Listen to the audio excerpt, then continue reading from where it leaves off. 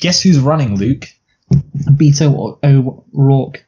Yeah, the neoliberal subreddit is so happy. Oh, yeah. And as long as they're happy, we're happy.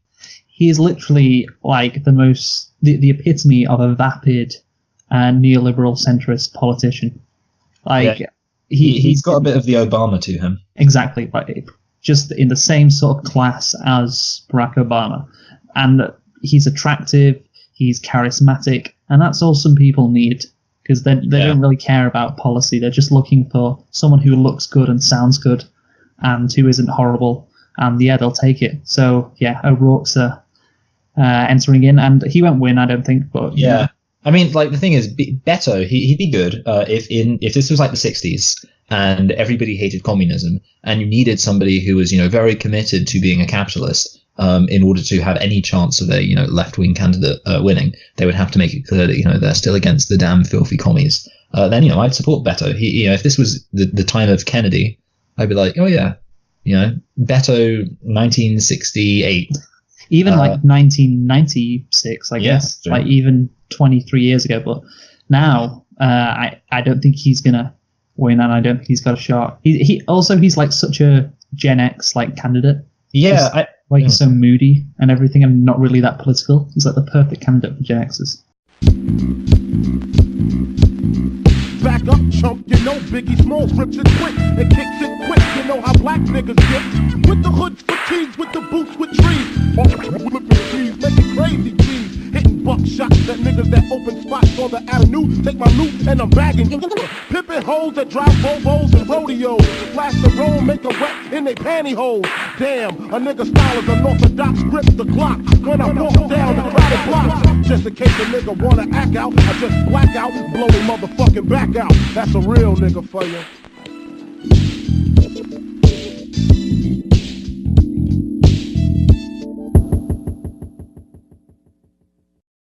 Hello and welcome to Select and Reflect, the movie review podcast where we look at films that have come out relatively recently at the cinema and see if they still hold up upon a second watch.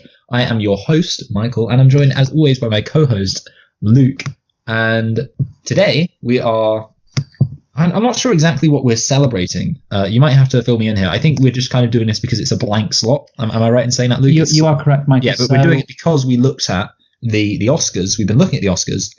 And of course, we looked at... The Post. The Post, yes. Yep. And we looked at the best winner.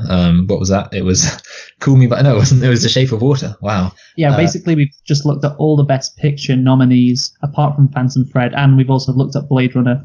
And for these last 2 weeks, basically The Post and Lady Bird, even though they didn't win anything, they were nominated for Best Picture. They're interesting movies, and we have nothing to do. We've got Dumbo next week. That's because obviously Captain America, with that being released, like no other films are being released at this time period. So yeah, that's why we're doing Lady Bird. Yes, and that's good. So yeah, why don't you tell us a thing or two about Lady Bird? Sure thing, and Michael. The Tramp. So Lady Bird is a 2017 American coming-of-age comedy drama film, written and directed by Greta Gerwig and starring Saoirse Ronan, Laurie Metcalf, Tracy Letts, Lucas Hedges, Timothy Chalamet, Beanie Feldstein, Stephen McKinley Henderson, and Lois Smith. It was released on November the 3rd, 2017 in the United States. And Michael, do you want to have a guess at the budget for this movie? Low. I don't know, like sure, like really low. I mean, I don't know, like I feel like I just want to go as low as possible. The worst thing that would happen is that I would guess not low enough, because then it would be embarrassing. Because I'm saying it's really low. Oh no, I'm going to go for like 4 million. It's 10 million. Okay, well, good. As long as I didn't go, too low. I mean, too high. Mm-hmm. Also, are you using your mic, by the way? I am. Does it sound? I don't know. Sometimes you just sound like quite echoey. Well, you know what? Me maybe anyway. I think maybe I could move it closer. Okay, well, I'll move it closer. I mean, it's gonna be annoying from. Well, don't inconvenience yourself too much. I mean, no, sorry. I just mean it's going to be an annoying sound for the time that I'm moving it. But once I've got it there, okay. So this is close. Yeah, it sounds better to me anyway. All right. Yeah, I'm sure it probably is better. And to be honest, it's not. I'm sure it's probably better. By the way, no. Well, it's a very counterintuitively spelt name, but it's actually pronounced Saoirse. Oh, yeah, it is, isn't it? Yeah. Yeah. Which, to be honest, I mean, I remember the first Saoirse I ever met. I think that's probably the benefit Wait, to you met calling. Saoirse? Yeah, she was a friend of somebody I knew called Temwa. So What? there we go. Temwa. She was from Malawi. Oh, okay, that makes sense. Anyway, but yeah, and that's the thing. I think that's the benefit to calling your daughter Saoirse, is that every single person is going to remember that moment where they didn't know how to pronounce or mispronounce your name for any reason. And that's why you should call your daughter Saoirse. Okay, good stuff. So, Michael. So box office. Yes. Again, I mean, I heard people talking about this film. I'm not going to do what I did last time with, like, I don't know, what was that film? Was it The Post? And I said, like, 500 million, just less than 500 million. Yeah. And that was, I don't know, a bit of a misjudgment. I mean, this time, I don't know. I would think low. And I would think, I would think less than 100 million, honestly. I mean, I heard people talking about this film, but I just don't imagine people flocking out to see this in droves. I mean, maybe I'm going to go for 50 million. Maybe 60 million. Not the worst guess ever, Michael. 78.6. Okay. So, yeah, a little bit better than you suggested, but yeah, you're right. It wasn't that popular. Popular enough, I guess. So anyway, I'll just tell you the plot. So it's set in Sacramento, California in 2002. It's a coming-of-age story of a high schooler and her turbulent relationship with her mother, among other people. And she's called Christine McPherson, but she goes by the nickname Ladybird. So there you go. How many nitpicks have you got, Michael? I've got one, I think. Let me just check this. I also have, like, I don't know. There's something I want to say, just like a fact. It's not really a nitpick. I just think it's interesting. Okay. But yeah, I've got one nitpick. I've got two nitpicks, and I've also got a litpick. All right. I think, yeah, so maybe I'll do my fact at the end because it's the most important thing. But I'll start off with my nitpick. It's not a great one, but it's something that I noticed. Okay, so she responds very negatively when she receives her maths result. And it got me thinking, you can't really be surprised by a bad maths result, because maths is one of those things where you've done badly as you're doing the test. Like, here's the thing, if you're doing a history test or a politics test or maybe not geography, but a test with an essay, you could write an essay and think it's really good, and then you get the result back and it's like a C or even a D or whatever, and you just think, hold a minute, I thought it was really good. But with a maths test, you've done badly. You can't be surprised by a maths test result, because unless you can't be like unless she's just really, really confident and really, really stupid. She's like, 2 + 2, that's 5. And then she gets the result back. But I don't know, I would just think, the way maths test works is you've done badly. I mean, that's the great thing about a maths test. You've messed up. So you just sit there and just have all the time that you've got left because you couldn't answer any questions to contemplate how much you should have revised beforehand. You have just the most abstract nitpicks, Michael. Yeah. Like, I could watch that movie 100 times and never get that. So I don't know. It's definitely, yeah. I think my brain's different. I think my brain's broken. Anyway, tell me, how many did you say you have? 3? I have 2. Okay, and a lip pick. Yeah, there we go. Let's hear them, Luke. Okay, so my first nitpick. Okay, so it's the scene where she discovers her boyfriend kissing another boy in the bathroom. But why does she open a closed bathroom store, Michael? Why did she do that? I don't know. I guess. I mean, the other question is, why didn't they lock it? That was what I was going to talk about next. Why don't they lock it? Okay, so all right. It's kind of a 2 in 1 thing. But I mean, here's the thing, though. I feel like I might be right in saying, maybe I'm not actually. I'm trying to think if there was anything in the film to contradict. I think there might have been. I was going to say a lot of bathroom doors, I think, close automatically. Mm-hmm. I don't know if there were any evidence to contradict in the film. Like, there were some that were wide open. That's my only explanation. Apparently, in some schools in America, public toilets don't have doors on them, or like the public. Yeah, because there's the American remake of The Inbetweeners, which we love. I mean, I've only seen the trailer. Okay, there's a scene in it where did you actually watch it? No, but I watched a review of it, which, let's be honest, is basically the same thing. So there's a scene in it where the character of Will, the American character of Will, goes into the toilet, and there are no doors on the toilet, so he has to use his jacket as kind of like a makeshift door, so he can go for a crap. And I think to myself, hold on a minute. And apparently, this was discussed in the review, because the review was by a British person, and he was saying, like, I didn't know, this whole thing is strange to me. They wouldn't have doors, and apparently in America, in some schools, they don't have doors on the, so you just walk in as. Well, this was in a diner though. Yeah, no, yeah, sorry, yeah. I was just bringing it up as an irrelevant fact. Doesn't the guy in The Inbetweeners, the American version, who's meant to be Jay, or the equivalent, doesn't he look like he has Down syndrome? I mean, he's really fat is the main thing with Jay. Yeah, but I think the actor looks a bit too much like he has Down syndrome. That's one of my memories from the trailer. Yeah, I mean, well, there's Neil, who's obviously really dumb, but he's always dumb. And I don't know, like, I would say that I didn't necessarily. Oh, actually, no, I can see it now. I'm thinking about it. I can see kind of how it does look a bit like he would have Down syndrome when I'm thinking about it in my head. We'll check on that later. Yeah. Okay. Thanks. My next nitpick is the lack of talk about the Sacramento Kings, Michael. So obviously, this movie is set in Sacramento. It is set in the years 2002 to 2003, and obviously, there's a lot of setting the scene, I guess, that it is set in this time period and in this city. Obviously, Sacramento is mentioned loads of times, and you know what year it is. There's references 9/11. There's stuff about the Iraq War. Yeah, stuff about the Iraq War. There's those little glasses when they're celebrating New Year's Eve that say 2003 on them. And I was just disappointed that they didn't mention the Sacramento Kings, Michael, because if you don't know, there's only one, I really think this is true, there's only one professional sports team in Sacramento, and that is the Sacramento Kings. And they play baseball. They play basketball. I thought it would be basketball, but that just seemed too obvious. Well, the thing is, I know about, this is a nitpick because obviously I know about basketball. Yeah. And the fact that they didn't mention the Sacramento Kings is really grating because it was at this time period where the Sacramento Kings were at their best. Like it was their best run in their history. They've been in Sacramento since I want to say the 60s, and they were never this good ever. Like in the early 2000s, and they were never this good after. Like they're a joke of a team, of an organization basically. But in like 2002 to 2003, they were really good, and they got screwed many people think they got screwed in the Western Conference Finals in 2002 by the Los Angeles Lakers. Obviously, in this film, Lakers. Yeah, I know. Great. But in this film, obviously, there's a point made that the Sacramento, what does Lady Bird say? It's like the Midwest of California, while Los Angeles is the New York of California. Yes, it is the antithesis of Sacramento, or how Lady Bird thinks of Sacramento in this movie, and how many Sacramentans. Yeah, Sacramentans, however you say it, feel about LA. It's like two completely different cultures. And so I would have loved to see some scenes about the Sacramento Kings and the Lakers in the Western Conference Finals, because it was a very big moment in Sacramento history, and it's set Luke, in this time I agree. period.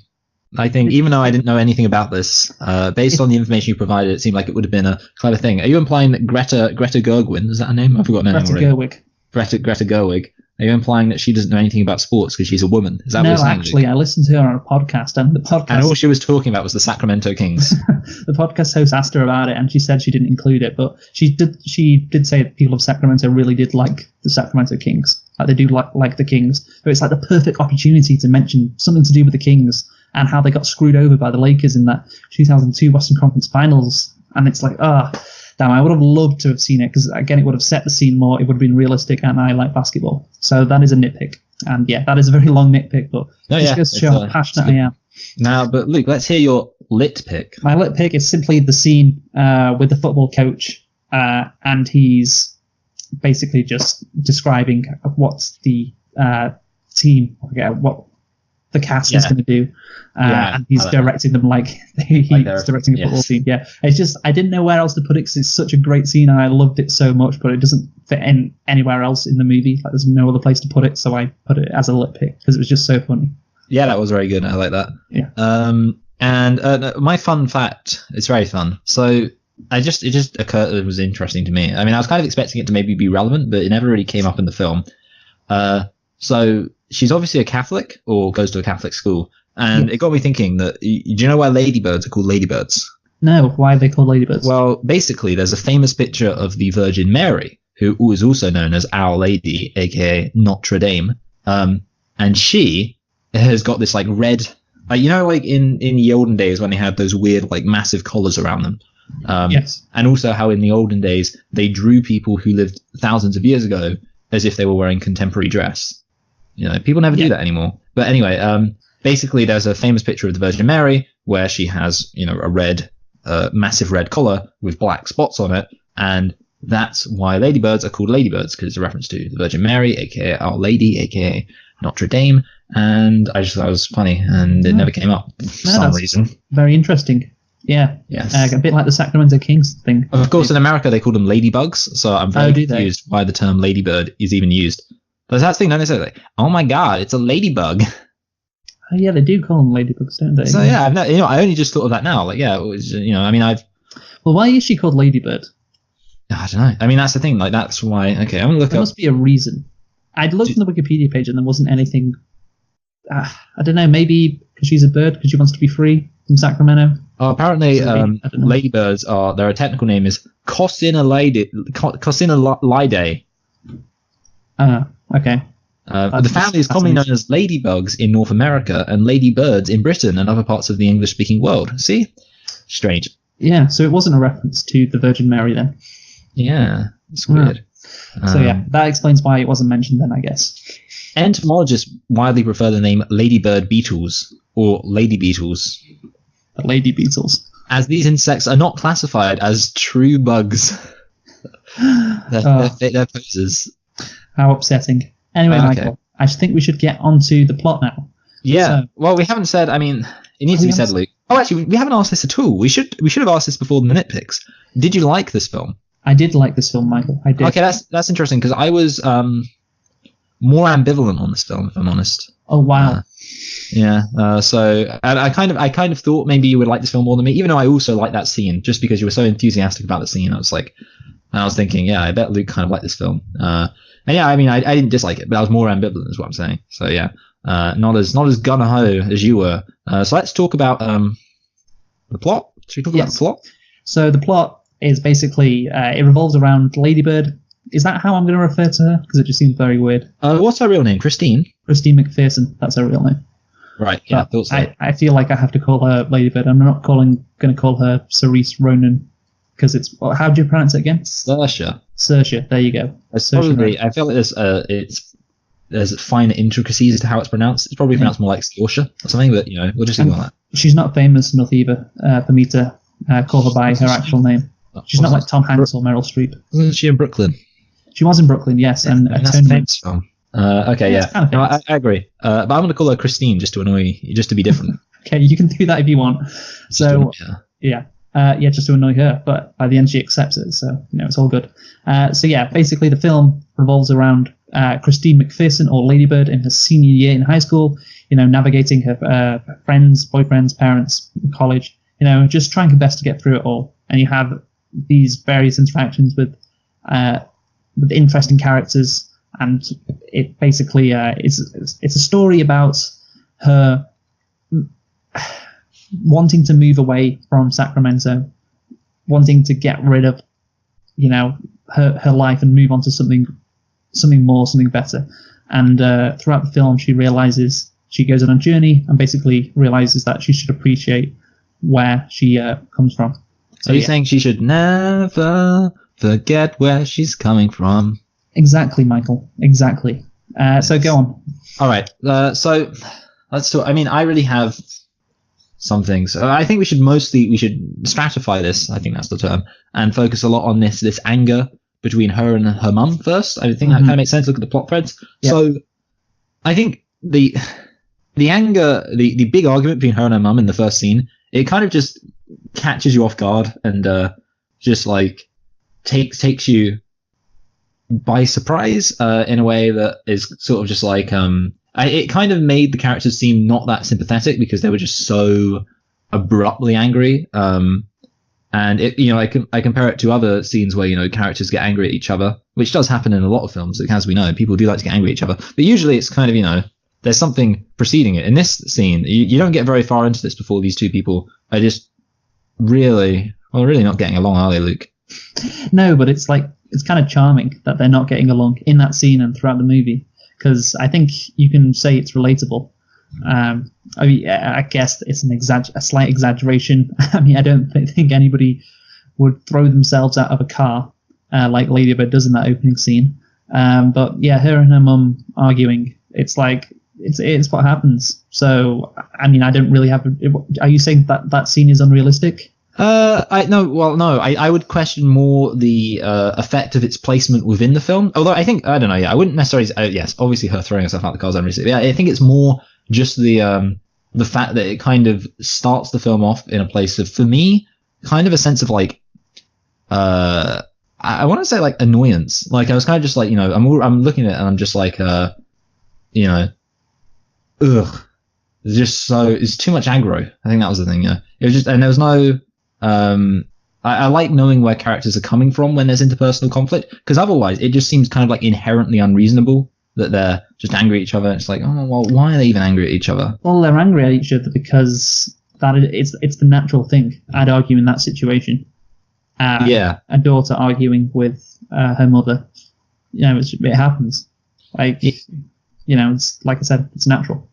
Yes. Well, I do want to. Okay, so I'm kind of putting that to a side for a second, because I actually realized there's one thing I should talk about, which is the thing that really didn't. I don't know. I wasn't really behind this, and this was my main problem. It was the whole thing towards the end, where I want to talk about the classic film Goal, which you've already reviewed. And I did not think that movie was going to come up here, Michael. Well, see, I think it has in it a very kind of similar thing, which is a person from a broken home, or not necessarily a broken home, but a home that's very poor. People who, they don't have much going for them. And the child wants to, or, progeny wants to achieve something. They want to do something with their life, but they don't have the money. And every single person in the family, rallies around them and they say, we're going to help this happen for you. And the thing is, I would say that in some sense that is a bit of a nice little charming feel-good cliche, but I would say that is actually something which I think is a very essential human characteristic, that if your child has something and they've achieved something incredible and you don't have the money for it, you get behind them and you say, well done. And, I would think any parent who is even close to being worthy of the title would just be willing to put their child's success first and foremost, and certainly not get so angry with their child for trying to apply for a school that's too expensive that they wouldn't even speak to their child. And I guess like that's kind of that thing. And it is, again, it's a bit of a subjective criticism, but that conflict, especially with the scene where, what's her name? Christine is just begging with her mum, like, please forgive me. I know I did something terrible. She didn't even do anything that bad.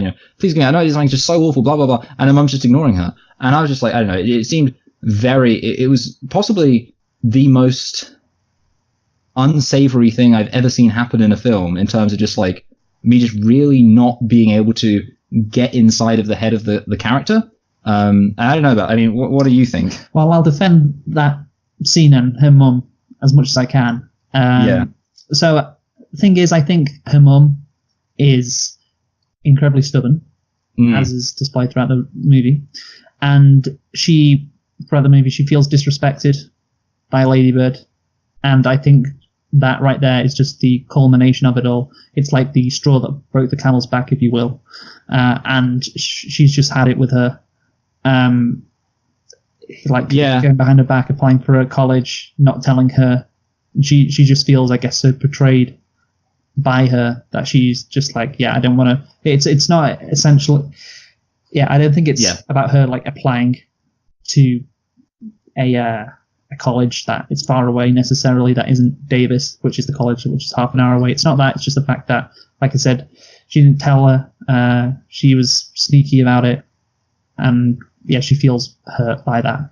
I think I guess the other problem is that there was possibly not enough development put into it for me to kind of be satisfied with, because in theory I think you could see, and obviously it's worth noting that at the end she does of course cry and appear and say or go to say goodbye, but then of course she's gone, and of course there is that. But I think it's kind of just like that thing to me is a very like big thing in a way, and it's something that it just seems very not motherly and kind of like something that should require a lot of attention. It didn't really get that attention, and in that sense it did make the character quite unsympathetic, even though I do agree with what you're saying, which is of course you can see how maybe it was just and of course people do behave irrationally sometimes, but I think the film needed to give that scene the proper treatment of showing exactly why she feels like that, and also exactly the process of her becoming happy, or sorry, kind of realizing maybe that she was wrong. That I just remember the bit where she's kind of driving off and she starts to cry, and I'm like, I just thought in my head, you don't get to feel sad right now because you're being too unreasonable. You know, you can't feel sad when you've just been so mean. But you know, I mean, like I said, I do think the reason why she was being so mean was because she felt so hurt, and like, yeah, has been seen throughout the movie,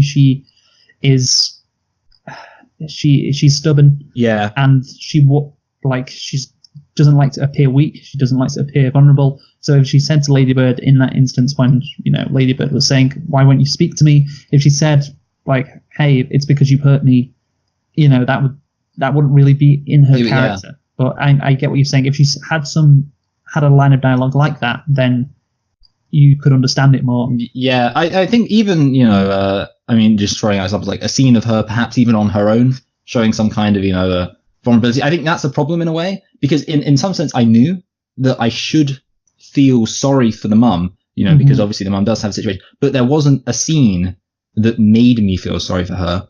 And I think the film kind of needed, and the thing is, there were some scenes in the kind of build up where I did feel sorry for the mum and I did kind of relate to the mum.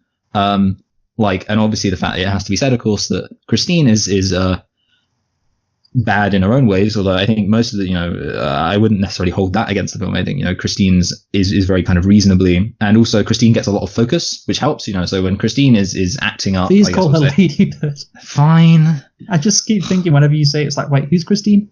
Okay, so when Ladybird is acting up, the thing is, when I say Ladybird, I feel like I'm talking about the film. When Ladybird is acting up, it's, you know, she gets a lot of focus on her, so you're like, okay, I get it. But then, yeah, I think if you're going to have this character of the mum kind of be so, you know, heavy with her sense of betrayal and, you know, kind of the way she acts to her own daughter in that way, then I do think that you just need to give us a bit of introspection, not introspection. I don't know what the word is. It's like when you outrospect on somebody else's introspection. What should we call it? I'm going to call it outrospection.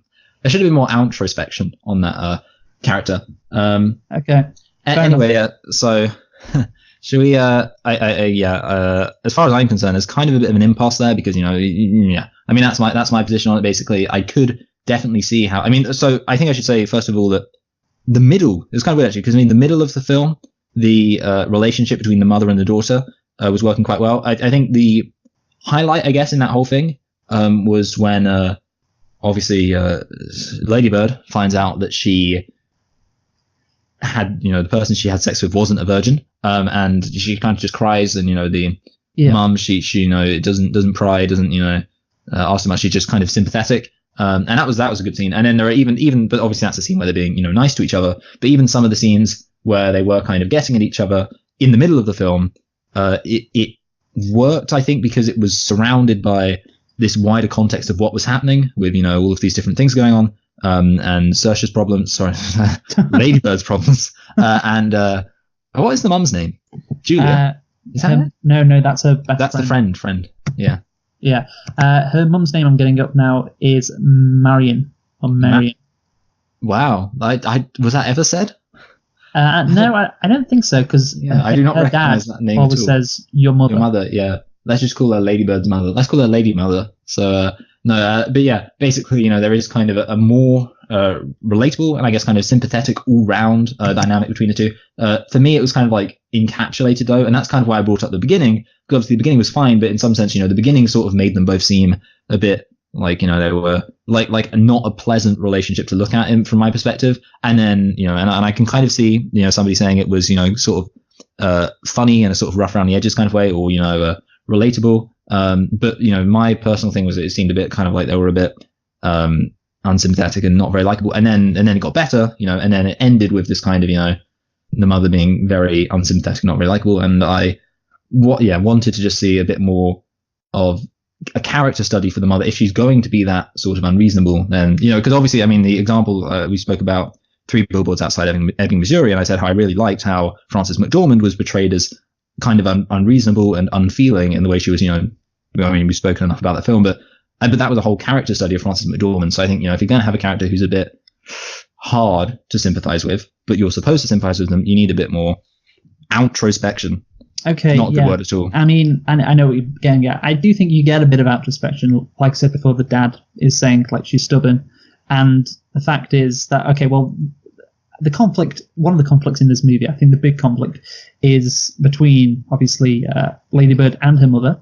Her mother is a nurse who works double shifts to try and support her family. And she, throughout the movie, it's pretty clear what she thinks of her daughter. So I think I understand her position completely, the mother. Like, she thinks her daughter is ungrateful. She thinks that her daughter is just like lazy, and she is disappointed in her daughter. And that is, like I said, it's relatable, and you can see then why she would be so hurt by her daughter. If you've got these feelings towards her, and then she goes and kind of goes around you to try and get into a college, and you had no idea about it, when obviously college is a big decision. And obviously that is the, I don't know, is the contrast between, I guess it's not philosophical, but the contrast between her mother and Lady Bird is, I guess, what it's part of the reason why I do like this movie. And you may not like it because I think it's relatable. It's relatable to me anyway. And to quite a lot of people, that is the case. And those two characters, their interactions, I enjoy them. So yeah. Yeah. Well, I think we should probably move on because we've spoken about that quite a bit. And okay, so let's talk about other plot threads. I want to go. I'm thinking there are four plot threads in total. Okay, what are they? So maybe I'm missing one. So I'll run them through you, and we'll just see what we want to do next. So I'm thinking Lady Bird and her mother, Lady Bird and her nerd friend, and also her popular friends as one thing. So her kind of friends, and then I mean these could also probably be one group. I was going to say Lady Bird and gay guy. What's his name in this film? Danny. Yes. Yeah, because that name's on the wall. His name's on the wall. Yeah. And then Lady Bird and Kyle.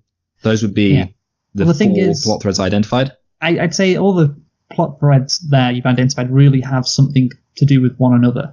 It's all about sort of how awful Lady Bird thinks her life is in Sacramento when she's not wealthy. You know, she's at a time where she says like nothing interesting is happening in 2002, which by the way is so true. Like the early 2000s. The Spider-Man film.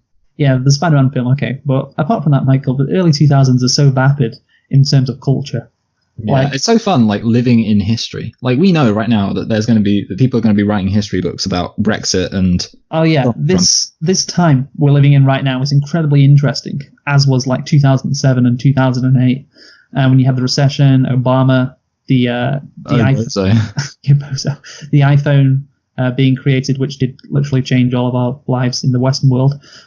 So yeah, all that's interesting that time, and this time period is interesting. The early 2000s. Not really, no. I'll tell you what, if you want to know anything about the early 2000s, I was listening to a video. It was the most popular songs of each year over the last 20 years, and 2002, well, I can't remember, it was either 2002 or 2003, was Evanescence's Wake Me Up.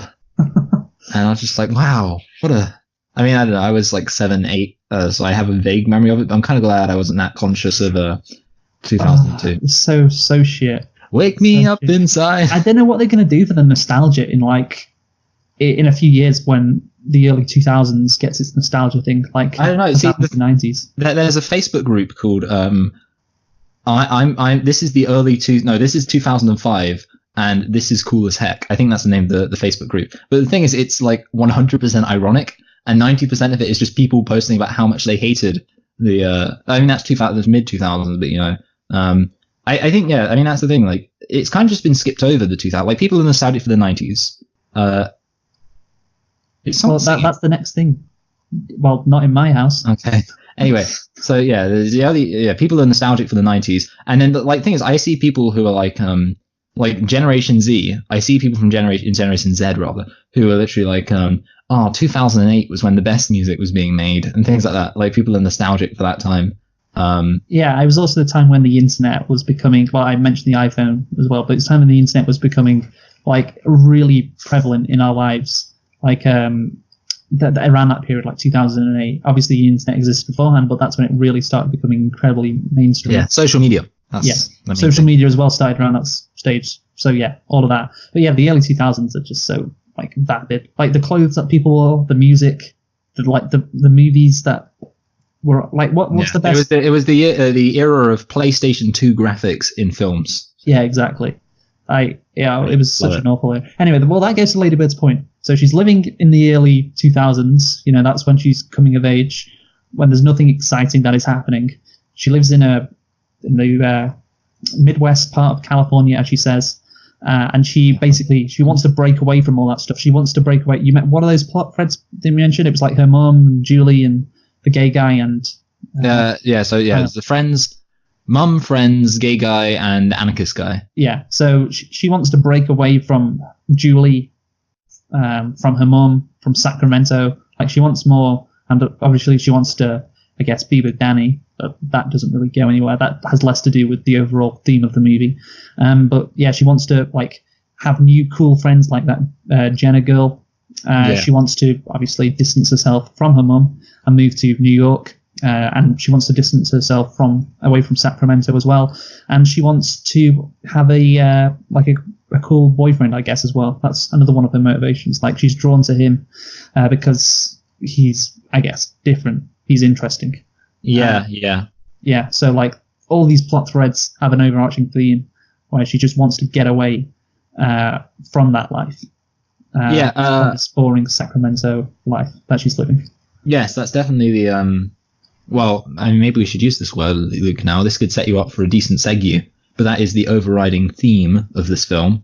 I guess the plot is entangled with the theme. Like, we can't talk about the plot and the theme separately. Yeah. I mean, the theme is, it's not really escapism. I can't really, I guess the theme is that episode of The Simpsons where Lisa wants to go to college, because she thinks it'll be cool. Yeah, I'm not sure. Yeah, escapism doesn't seem like the right word. Yeah, it's not the right word. I don't really know what the proper word. I mean, obviously, I guess you could say it's a bit of a teenage angst, and of course, this film is definitively a coming of age story. Mm-hmm, yes, and it's just like, yeah, she just wants to get out. So, but it's not like she just wants to escape. She wants to get out. Yeah, by Jordan Peele. She wants to go somewhere. So escapism inside, she just needs to go away. She wants to go to a specific area, an area like where she says that has culture, like New York or even Connecticut, as she mentions. So yeah, that is a theme again that is relatable if you do come from a town which isn't that great, and again, it's quite relatable to someone like myself. I live in a place called Warrington, which. It isn't the best place on planet Earth, I have to say.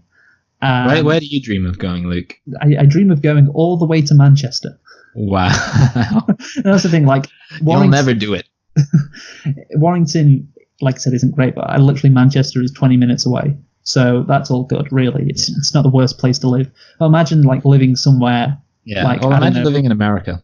Yeah. I mean, full stop. No, but yeah, I mean, that's the thing. Like, obviously, so you could kind of say Milton Keynes doesn't have as much going for it. It depends what you're looking for with Milton Keynes. What's the biggest? Is it close? Is Milton Keynes closest to Birmingham or London? Or like I tell you what. So in terms of train times, definitely London. But what are you driving?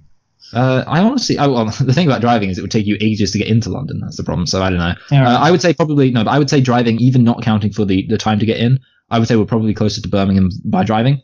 Mm-hmm. But yeah, I mean, that's the thing. Like, with Milton Keynes, you can pretty much go to either massive city, and you're not doing too bad. So in that sense, you could almost view. I mean, almost, no, not quite actually. I was going to say you could view most places in the home counties as just like a part of a wider suburb of London. But that's not true. It's especially true of Milton Keynes because of the transport link. So if I wanted to, I could go into London relatively cheaply and relatively quickly. The fast train is like 20 minutes. Okay, the point is, Michael, is Milton Keynes like Sacramento? Can you relate to that? No, but okay, I'll give you an example of a place that I think could be related to Sacramento. Anywhere in the East Midlands. Yeah. So Derby or Leicester, Loughborough. Derby's not really East. It's like Central Midlands. Like Derby's quite close to Manchester, actually. But well, let's just say anywhere in Lincolnshire or Loughborough. Lincolnshire or Leicestershire. Yeah. Okay. And because they're literally just, and houses cost nothing there because there's nothing there, and there are no good transport connections. I mean, the worst. I mean, their airport is the East Midlands Airport. That's It's not even called the Leicester Airport. Yeah, they couldn't even name their airport after anything. They're just like, okay, let's just name our airport after like where we are.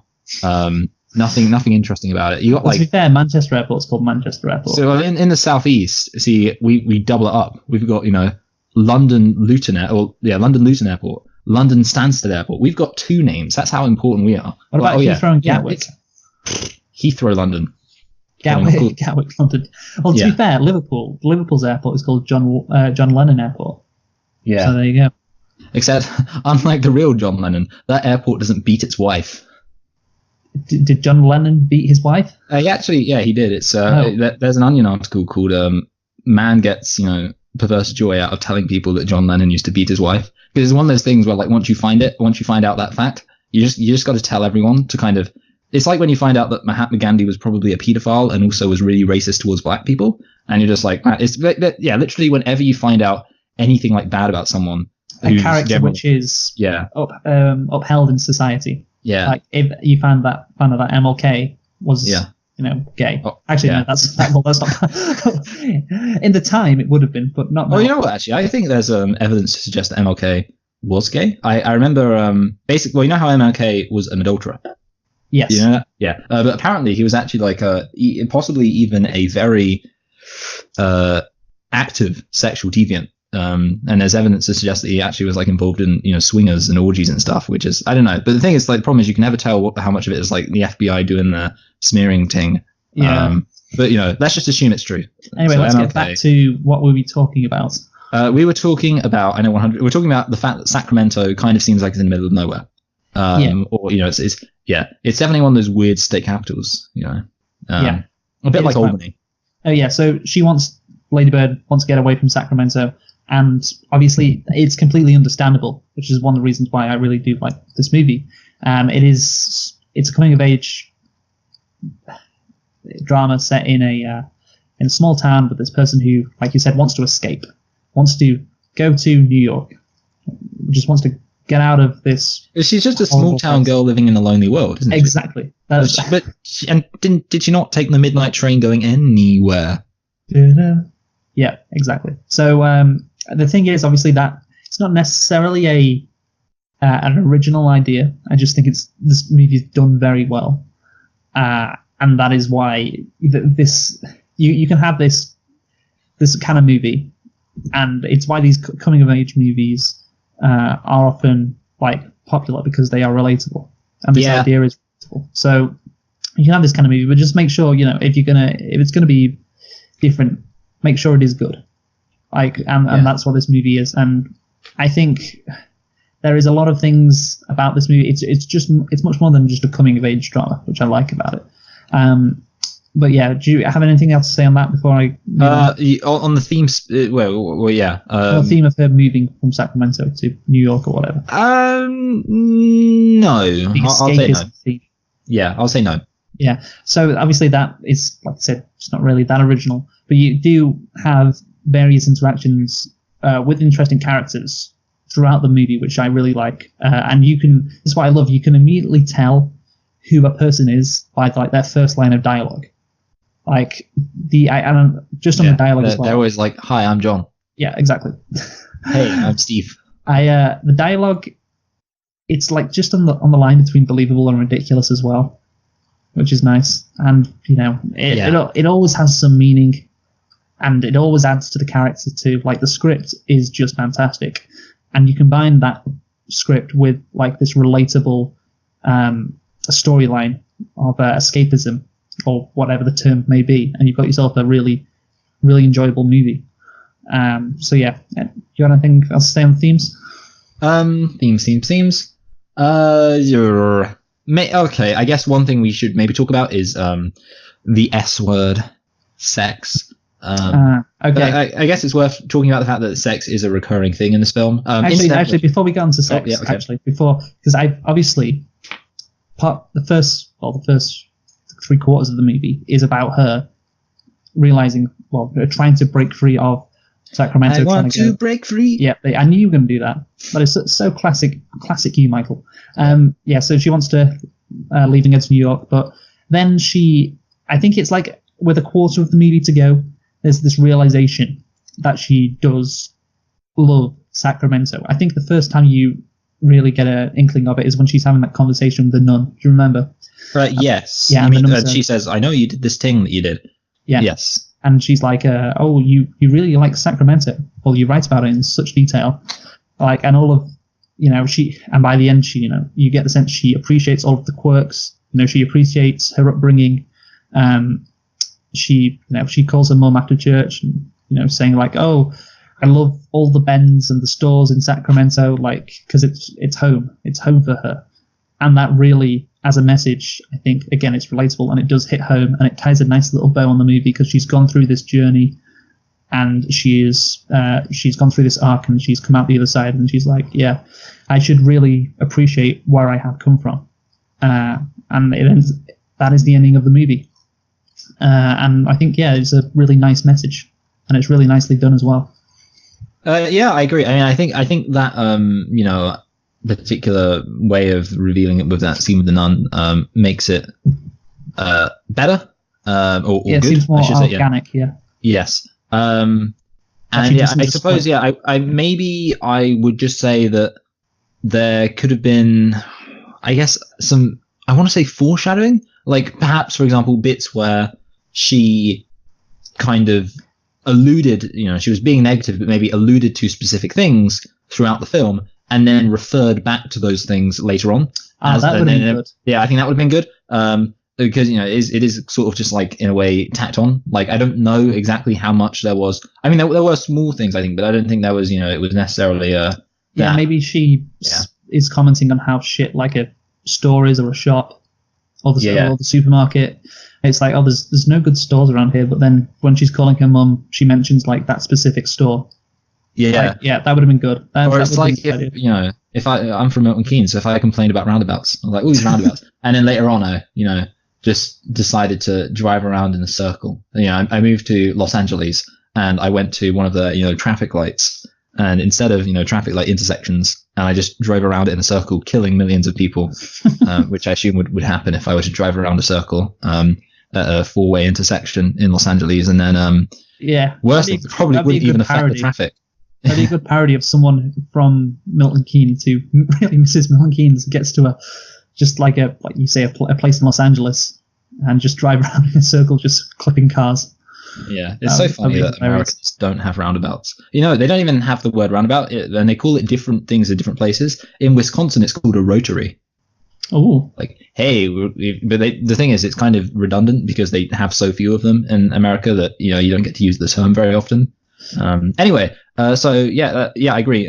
Basically, I mean, I think I pretty much stated both my opinions on that. Are you ready to move on to sex, Luke?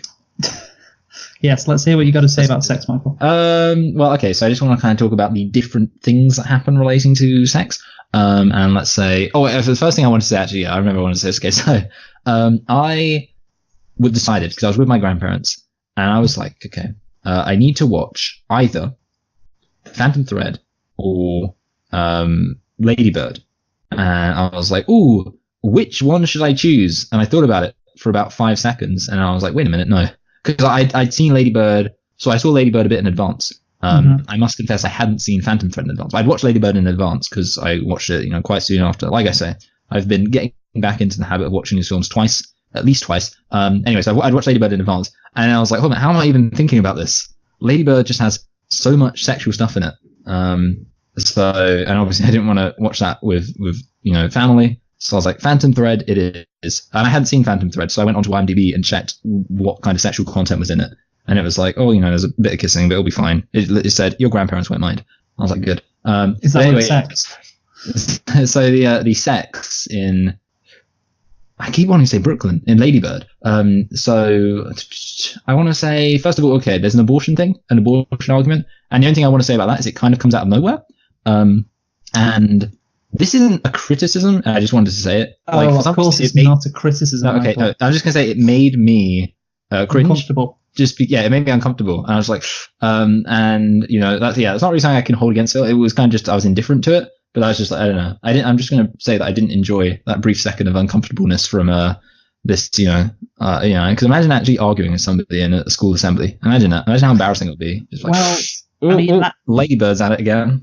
That scene again. It's like obviously she's in a Catholic school in Sacramento, and it's that area. Well, I guess not that area, but that place is completely different to like where she's trying to get. Yeah, she's trying to get to New York City. Yeah, like a liberal arts college or whatever, where abortions are just like standard stuff. Like if you haven't had an abortion, then there's if you haven't had an abortion, then you're in fact, they actually have passed a law recently in Virginia where you have to sacrifice your first child to the god Hillary Clinton, the Planned Parenthood. To Planned Parenthood. Yeah, everybody in the state of Virginia needs to have a baby and to have it aborted so the parts can go to Planned Parenthood. Yeah, exactly. Yeah. They're like, we need rainwater, and what they'll do is they'll sacrifice they'll come to your house and take your child and they'll sacrifice it and they'll go do a little rain dance. And it's beautiful, really, and that's why they vote Democrat. Yeah, that's why they do. And so that is the difference between where she wants to go, and that's why she acted out. Maybe she's just like sick of all this religious stuff, and who can blame her, really? Yeah, Michael, who can blame her? Catholics, more like smelly licks. Oh, yeah, when did the Catholics sex abuse thing when they were diddling kids? When did that come out? I thought, okay, so here's the thing. Do you remember? Was it in the same period? Okay, see, here's my thoughts. Sinead O'Connor famously protested the Catholic Church in a Saturday Night Live performance, and that was in the 90s. And at the time, it was considered really controversial because I think Sinead O'Connor, of course, is Irish, and I think she herself was abused by a priest. And she that makes sense. had experiences with the Catholic Church kind of covering up and things like that, but it wasn't news then, and that's the thing. And it's a whole thing because recently there was a whole study coming out or thing because there's been new allegations, as you know, recent allegations. It's kind of like come up. And there was an article like we owe Sinead O'Connor an apology because everyone was like, how could you say that about the church in the night? So basically, look, what I'm saying is, yes, I think so. I think I could be wrong. I think that the Catholic Church thing, late 90s, early 2000s. I'm just looking, Michael. John Paul died in 2004. Okay, and I think it was just coming out when he was around. Well, I'm just looking. Obviously, the movie Spotlight is based on the uncovering of historic sexual abuse, or not, maybe historical, modern as well. But it says here, in 2002, a critical investigation by the Boston Globe led to widespread media coverage of the issue in the United States. So, obviously, this movie is set in 2002, so maybe, again, they could have done something. Yeah, you know what, Luke, I mean, that's the thing, actually. Yeah, that's, and that's bigger than your whole basketball thing. Yeah, you know what, Luke? I don't know about that, Michael. Have you ever seen the film Doubt starring Philip Seymour Hoffman? You should watch it, Luke. Didn't it come out in 2015? I think I've heard of it. I haven't seen it. I know. Yeah, it was a priest sexually abusing a boy and the doubt about it. Awesome. Yes, exactly. Yeah. That's why it's called priest sexually abusing a boy and the doubt. Yeah. Anyway, so but I'm not go with. Maybe she didn't want that in her fun, whimsical coming of age drama. I don't know. Maybe she's actually a Catholic, and maybe this is secretly Catholic propaganda, and the whole message at the end is like, oh, Catholicism ain't so bad. Yeah. Maybe. Yeah. God, maybe you're right, Michael. Maybe the next film she's going to direct is going to be God's Not Dead 4. Great. Well, how are 1 and 2? Guess where Greta Gerwig was born? Sacramento. Yeah. Well, that's the thing. Like, we haven't talked about it. I don't know, as they say.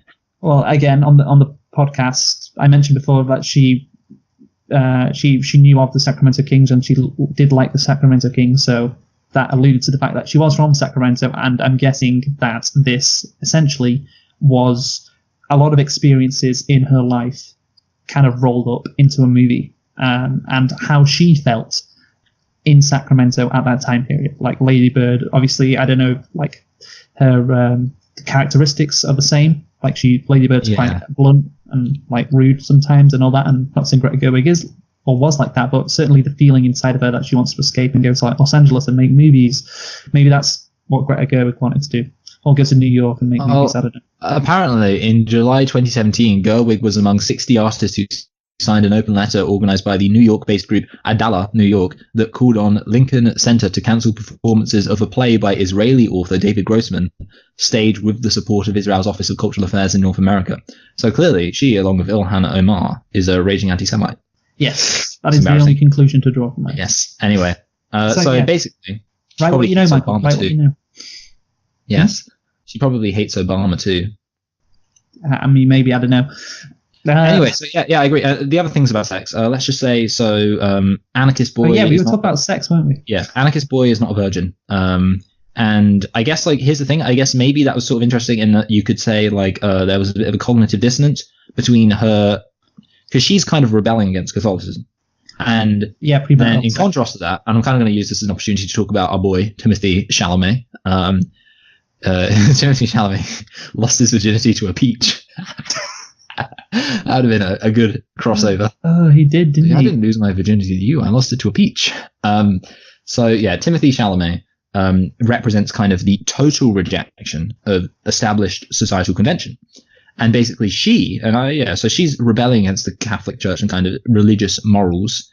And Timothy Chalamet kind of represents completely rejecting those. And there's this moment where those two things come to a head, where she has sex with Timothy Chalamet, and she wants it to be this kind of massive, big, emotional, almost, spiritually significant moment where these two people have, taken each other's virginity and they've deflowered each other and they're now in possession of each other's flowers. And Timothy Chalamet is just like, it's whatever, it doesn't matter, it's just sex, it's no big deal. And I guess, you could, if you wanted to read some kind of a message about the cognitive dissonance of being raised with religious norms surrounding sexuality and then being confronted with the idea that maybe it is just two pieces of meat just grinding against each other. Wait, cognitive dissonance for who? Ladybird? For Ladybird, because she's, on the one hand rejecting, a lot of the ideas she's been raised with the Catholic Church, but then at the same time she's, clearly, I don't want to say dependent on them, but entertains them with her attitudes towards sex herself. Yeah, I guess so.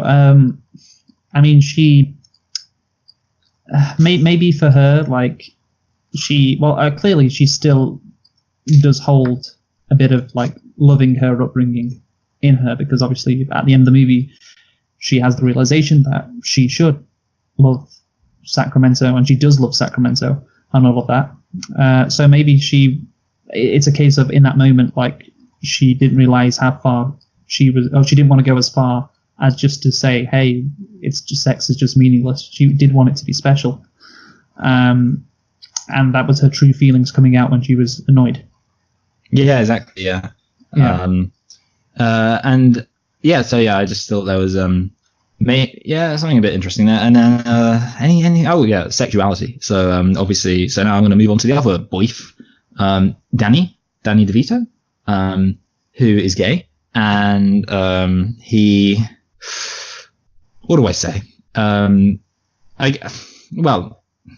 He's gay, and he goes to a Catholic school. He goes to a Catholic school, and he's gay. And I guess the thing is, nothing really comes of it, but it is just something that happens. So in that sense, it's kind of like the abortion thing, perhaps, in which maybe Greta Gerwig is just trying to. I'm not saying this happens to her, but like trying to take stuff that happens in your late adolescence when you're around that age, like, oh, they're getting a talk about abortion, and maybe she remembers getting this talk and just thinking how ridiculous it was when she was in high school, or maybe one of her friends was dating a guy and he turned out to be gay, like, kind of not common, but stuff that happens around this age, which you remember into your like 20s and 30s. I agree.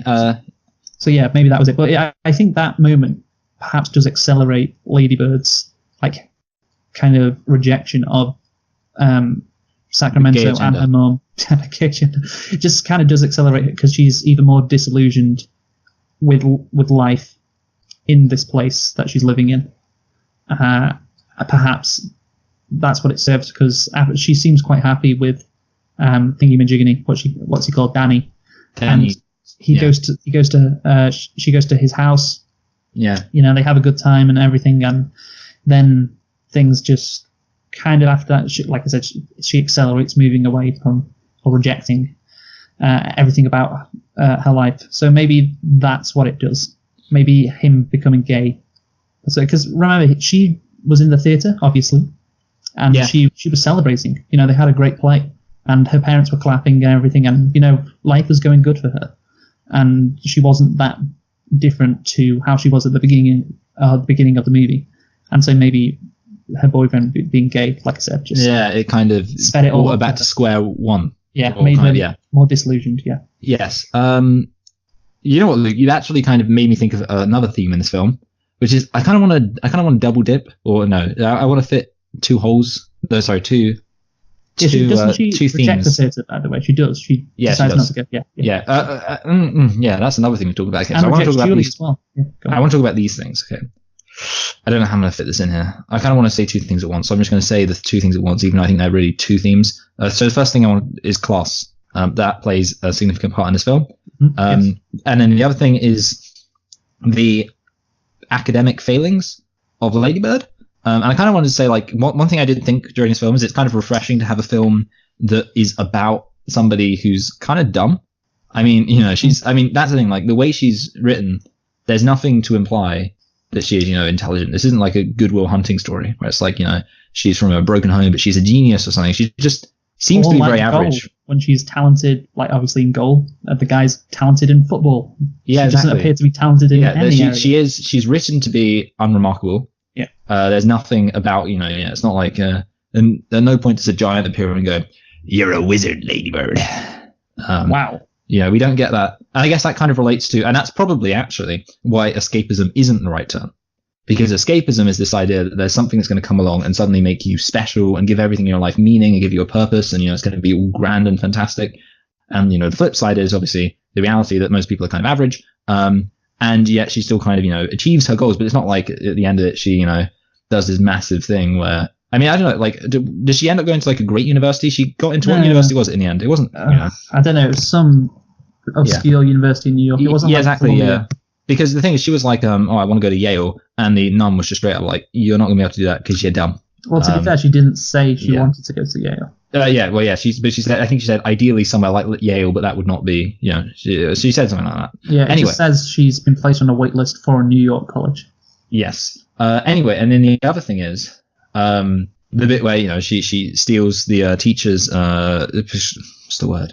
Like grades, and, you know, they all tell her grades, and even then, she's just B. You know, she can't even pretend it's an A. Like, she's got to say B. And that just kind of gives you an idea. You know, she's a B. She's a B kind of girl. And that's fine. But yeah, so that's the first thing. And there's nothing really to explore there. I don't think. It's just kind of interesting to me that, you know, she's not, like I said, I mean, I've said everything to say. It's not like Escapist, where it's like she's this incredible, wonderful person, and you are too. She's just average.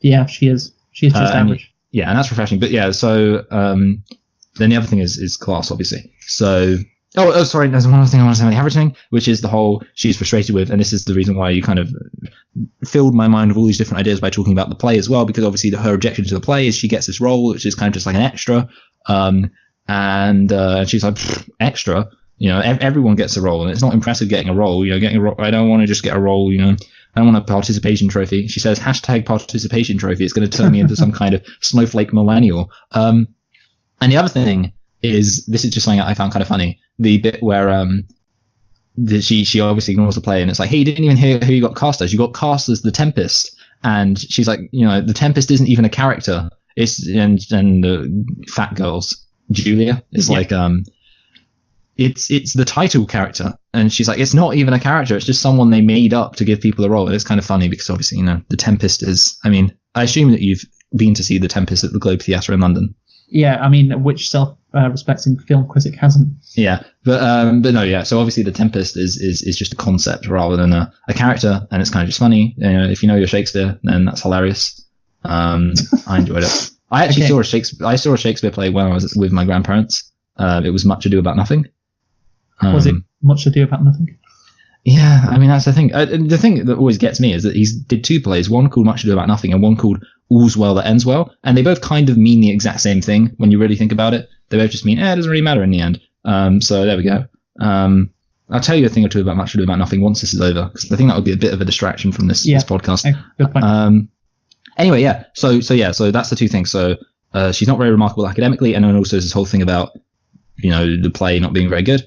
And then we've got class to talk about. But do you want to talk about anything to do with that now?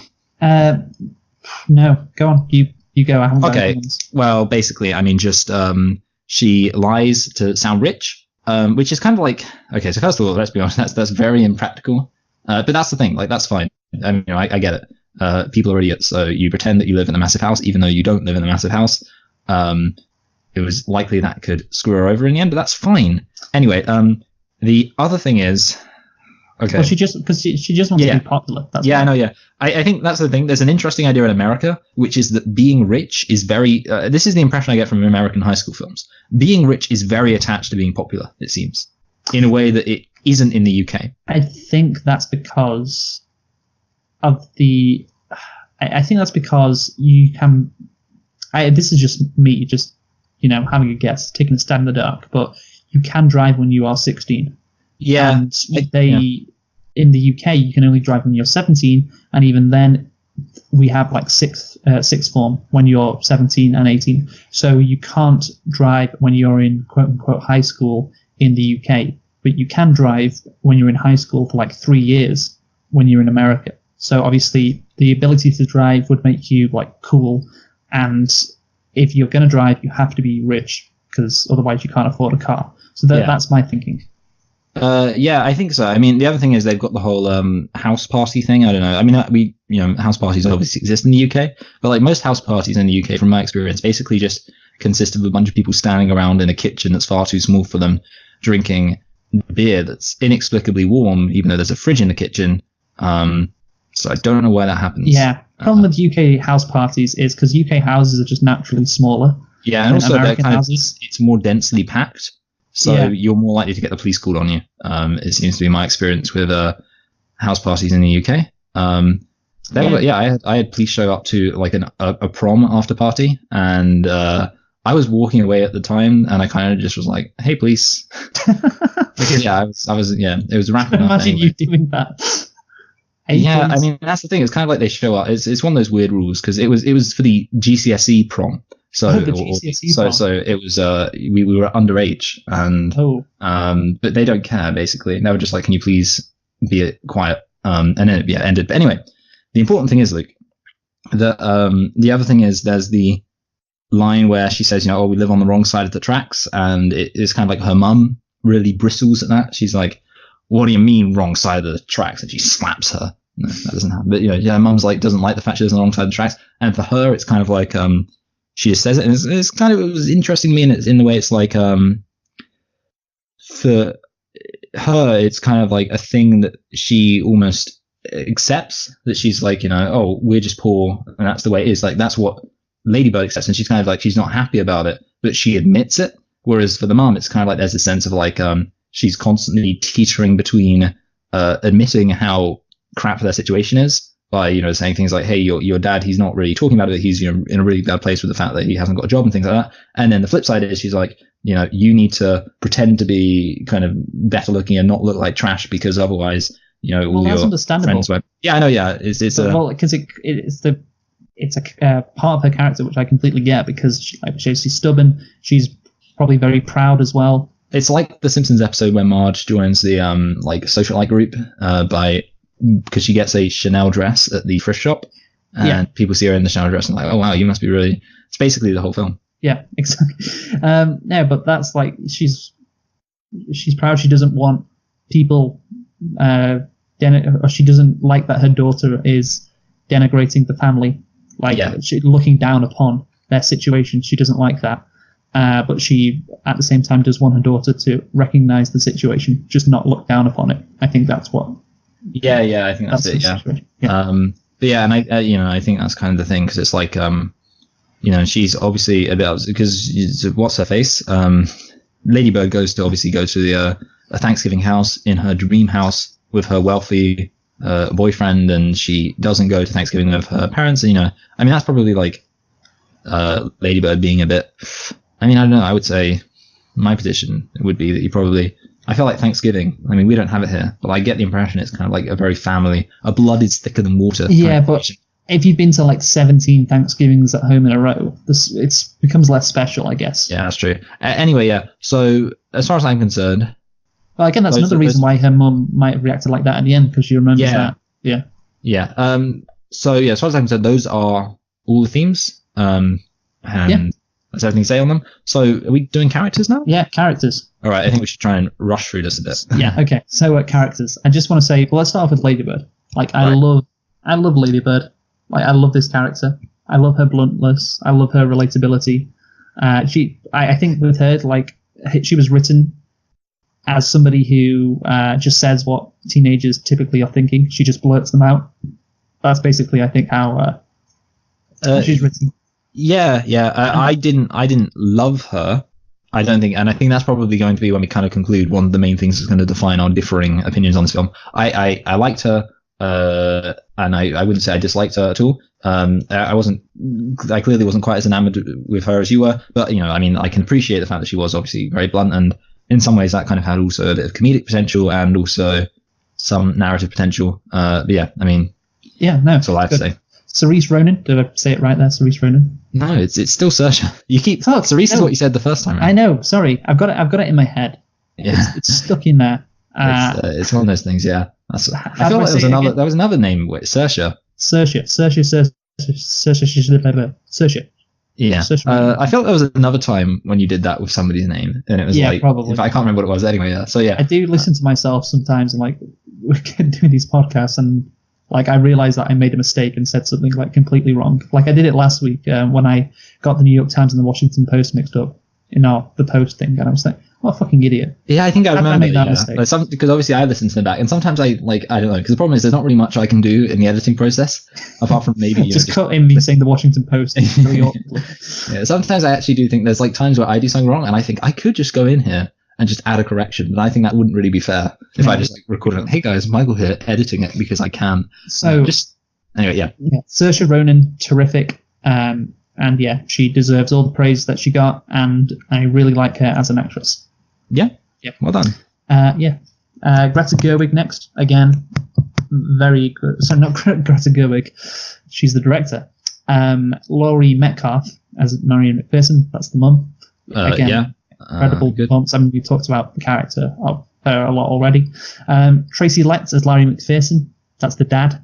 He was quite well done. I guess he didn't. Yeah, I mean, he did some subtle stuff. There wasn't any big things, but yeah, subtle. Well, like I said before when talking about the dialogue, like every one of these characters, you can immediately tell who they are by the first line of dialogue, which is what I really like. And this dad, obviously, he's just very soft-spoken, very supportive, very quiet. You just get his character immediately, and it's another good performance from Tracy Letts as well.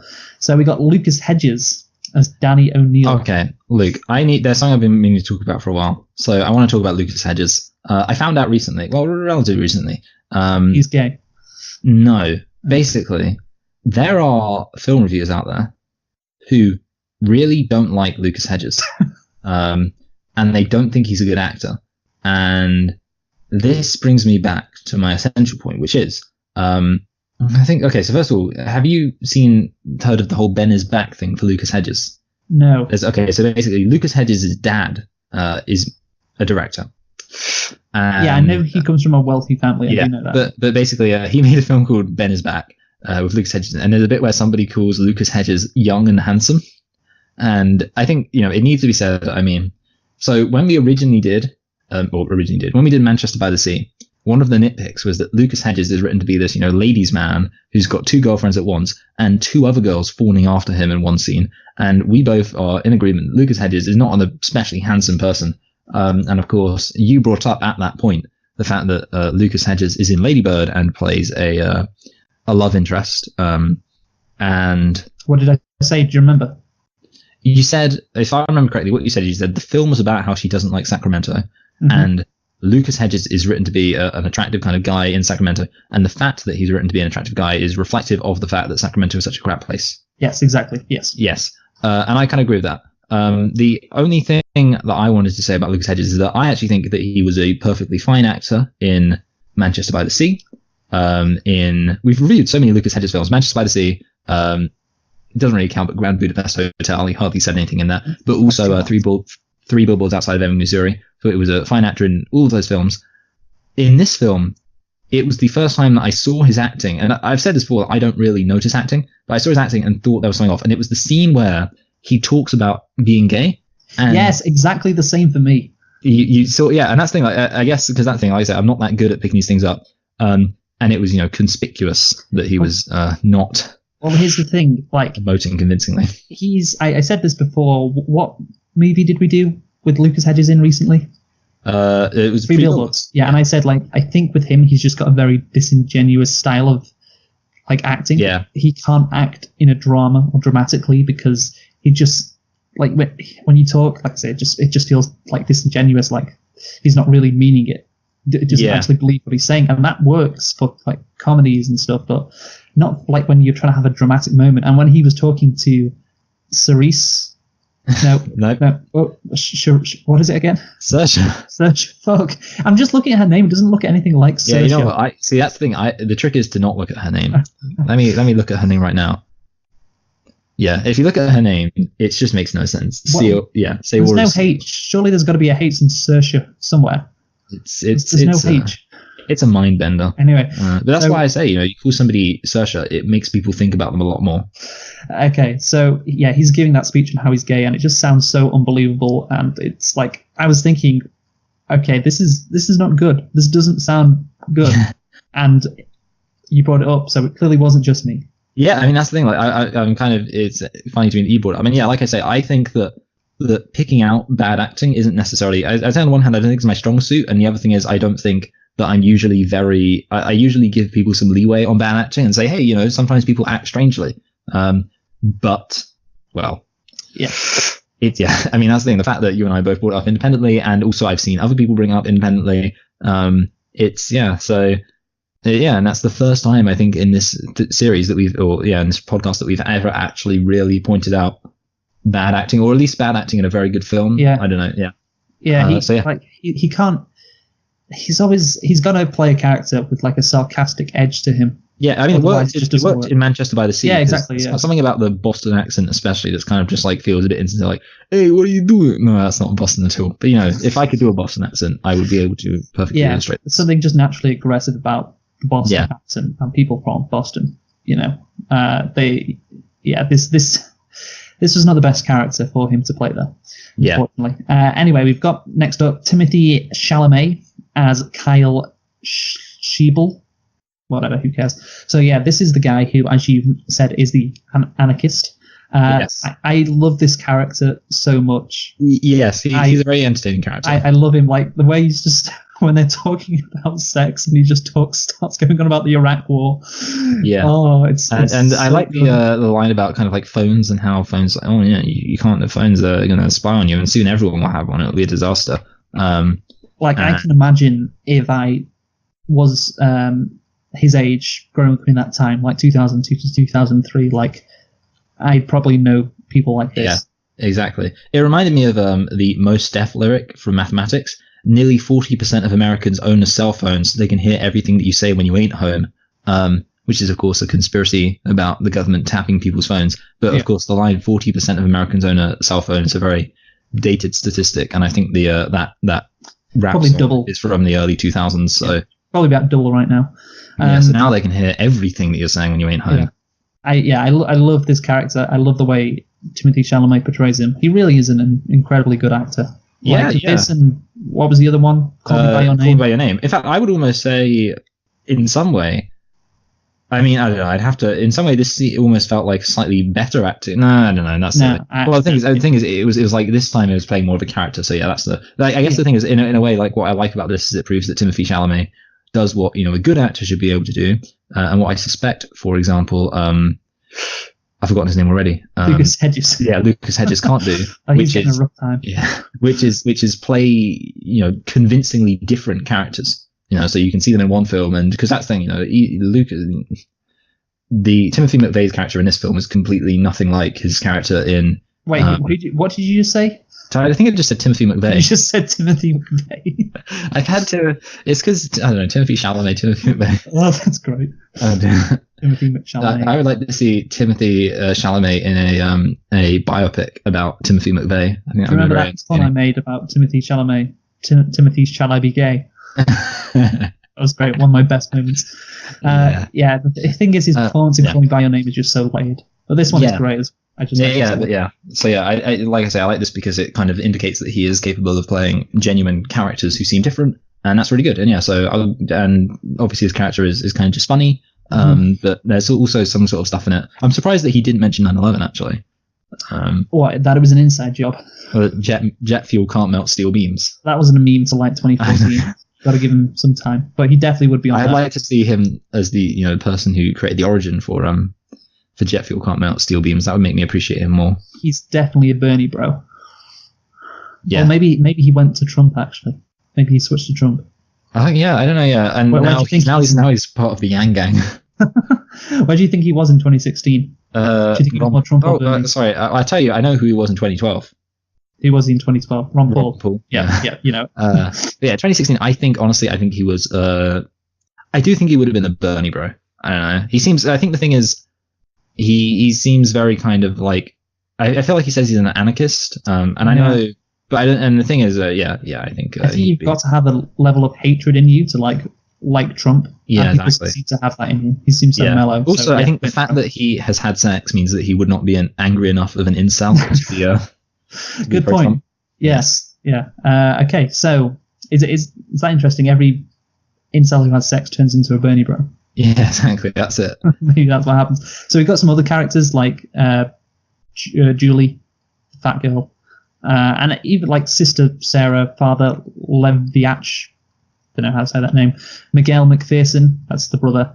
Jenna Walton, like those two, like they're such interesting characters. Like all of these characters are just so interesting, and like they all have little stories. Like Julie lusts after the teacher that she fancies. Father Levitica, or however you say his name, going through depression, and then you've got Jenna Walton and Miguel, who are the two people living at home. You know, Miguel's trying to get a job in tech or whatever. And so they're interesting characters as well. When they're around the dinner table right at the beginning talking about going vegan, again, it's just I can picture that character right now. They're so believable. But yeah, so that's basically it. I just wanted to talk about those. That's it for the characters, I think. Yeah. All right. So now, well, I guess we see. You know, we haven't got a wealth of time. We should talk about. Well, actually, do you want to talk about Phantom Thread now, or shall we? No, let's conclude and talk about that. Summarize. Okay. Yeah. I'll let you conclude first. No, you'll conclude first. I'll conclude first. Yeah. So obviously, I guess I'll start with the bad, which is okay. Well, I'll start with the general thing, which is that I thought this film was good, and that's very much clear. I would give this film a positive rating. Having said that, I wasn't, head over heels taken with this film, and I think a lot of that was for subjective reasons. I think that's one of the problems with these kind of coming of age films. It's kind of how much do the characters, relate to you, and how invested do you feel in them? And obviously the answer to that is a lot. And that's the thing, like somebody could very easily watch this film and think, these characters are really good, really great, and I love them, and therefore obviously give this film a very high review. For me, I watched it and I thought the characters were okay. I liked them, and I thought the variety of characters was good, but there were none of them that really, really hit the spot for me in a way that a few other characters have in a few other films. And then on top of that, you do have the problem where I think some of the main conflicts of the film feeling a bit underdeveloped for me, particularly the thing between Lady Bird and her mother, which was stronger in the middle, but kind of fell off towards the end. And I kind of, felt like the ending, you've got to have what you really want is a film that builds up to the ending, and the ending kind of has this massive emotional catharsis. And to be honest, I think the ending did lack a bit of an emotional catharsis to me. I disagree. All right. Well, and then the other thing I wanted to say is just there were a lot of kind of missed opportunities in terms of setting the. You kind of brought this up. I'm kind of hijacking it. Setting the time zone or where it was. And with all of that said, I would say that this film is worth watching. Personally, I don't really think that I would be massively keen on watching this film again. I think I will watch it again, mostly because I felt slightly, honestly, disappointed when I watched this film, because I was expecting something that I kind of related to more. And what I do think, though, is I think I do need to go back to this film again, because even though I had a bit of a break, I watched this film maybe I think 3 weeks ago, and then watched it just a few days ago to kind of refresh. But even now, I think I probably do need to kind of step away, come back to this film, and I think I'll maybe change my mind on it, just because I do think I was kind of led by a certain expectation, and obviously, the characters were very different for me, very hard for kind of me to relate to, and I think it could be the case that I come back to this with a different mentality. But with all of that said, I'm going to rate this film. I kind of struggled, like looking everywhere, and possibly, and that's why I kind of say I need to go back to it, because there are kind of different places that I could see myself putting it, and I kind of go up and down, and yeah, it's very strange. So I'm going to rate this film actually below The Fugitive and above Minority Report, but there's no real reason for that. There's basically just this massive swarm of films which I don't really know where to put them, but basically it's in the low 7, high 6 territory. That's the answer. And I assume that you will disagree with that, so to give everyone the reason to love this film, Luke. This may be the biggest disparity we have, Michael, because I have to say I really do love this movie. I think one of the reasons why I love it, well, the main reason actually, is because I'm interested in like character studies or examining different types of people in society, and obviously this does it through the medium of a movie. And it's one of the reasons why I really love American Beauty as well, because essentially you've got a character study of like 1, 2, 3, 4, 5 people in one movie, all different types of people, all going on their own journeys in life.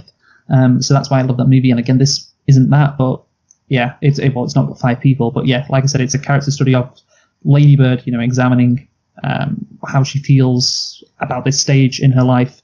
I think that's why I'm interested in it, but also I like it emotionally, or the emotional reason for liking it, because it's relatable as well.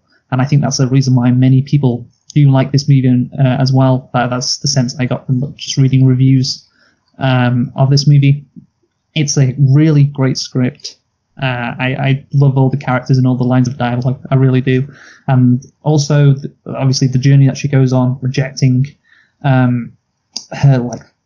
mum, her friends, Sacramento, her life, and then realizing how important her family and home is, and how it is important for her to love.